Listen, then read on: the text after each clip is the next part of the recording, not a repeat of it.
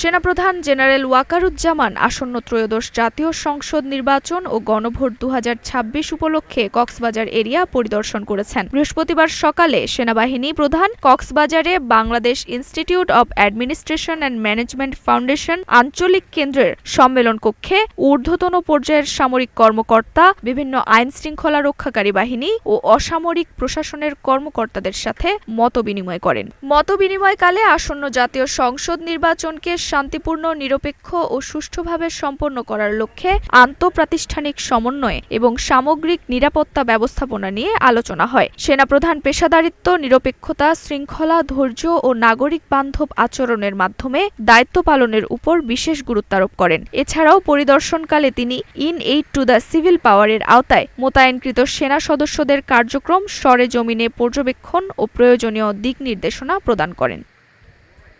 নুসরাত জাহান জেরিন, নাগরিক প্রতিদিন।